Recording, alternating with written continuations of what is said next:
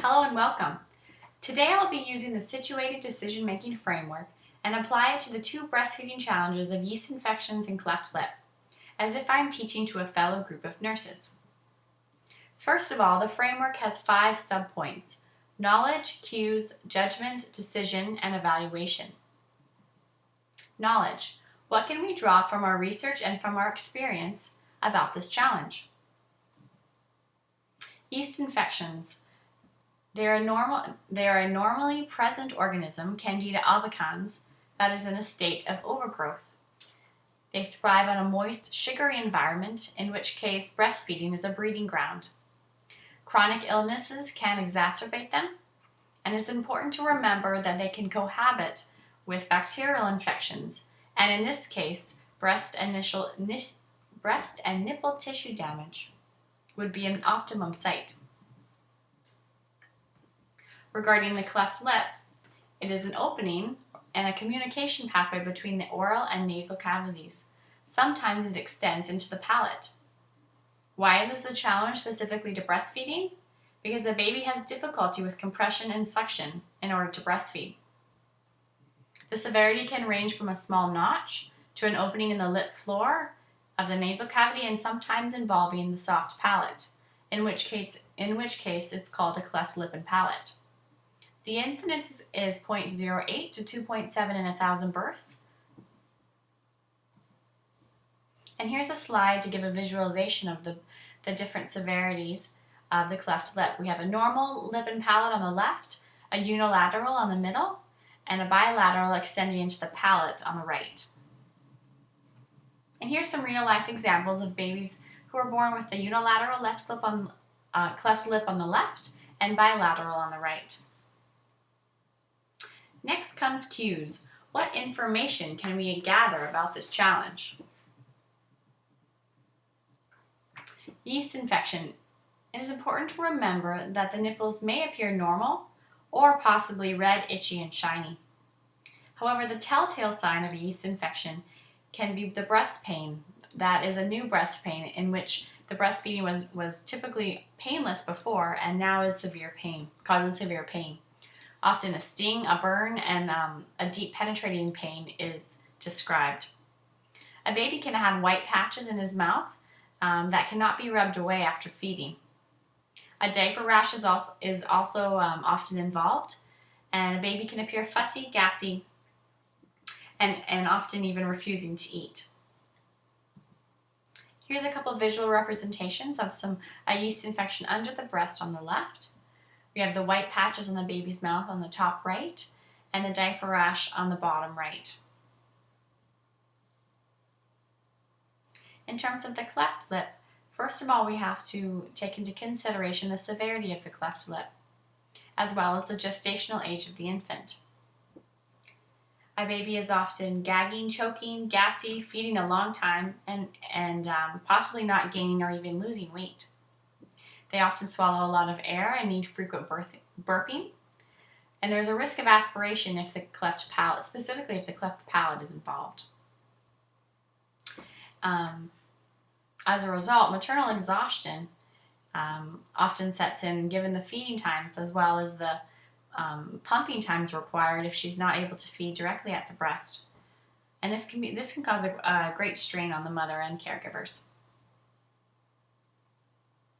Here's a couple visual representations of different feeding tools for a baby with a cleft lip and palate. We have elongated nipples in the bottles on the left to hopefully bypass the cleft lip and palate and reduce the risk of aspiration. We have a mouthpiece that's fastened that helps the baby create a suction, as well as to reduce the risk of aspiration. And then we have a nipple on the bottom that that is trying to occlude the opening, and again reduce the stress with the feeding. Judgment. Let's try to break down what we see is happening with this challenge. A yeast infection comes down to most likely pain for the mom and for the baby during feeding. The 3 points that I could identify in this regard would be to assess the latch and tissue integrity for the mom and the baby, to assess for proper hydration and nutrition for the infant, as well as to prevent reoccurrence of the infection. In terms of the cleft lip, there's a great potential for impaired hydration and nutrition. So I'd want to assess for hydration and nutrition, weight loss or gain. I want to assess the mother and caregivers for possible fatigue and burnout, as well as I'd like to assess their access to medical care, as surgical and medical intervention is most likely necessary. Next comes the decision subpoint. What are we going to do about this challenge? First of all, we need to treat the yeast infection. I'd like to advise that the patient see their doctor for prescription of antifungals and potentially even underlying bacterial treatment, as well as considering treatment for the whole family. Then I'd like to prevent the reoccurrence of the infection.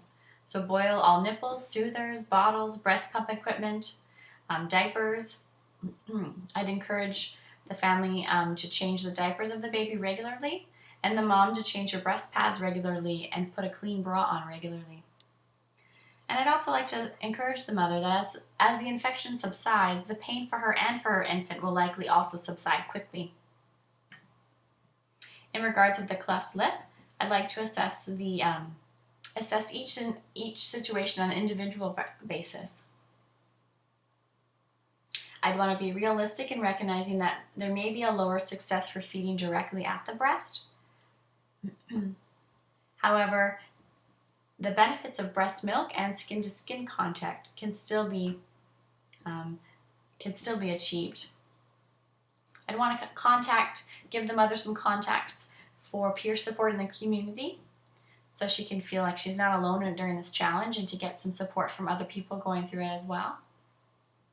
I'd also like to give her some pointers about feeding positions for the baby, how the baby could be situated in an upright position, orientated to the top of the breast. The mother could possibly occlude the cleft lip with her fingers, and even use a face-on straddle approach. That would help occlude the opening and feed at the breast more successfully.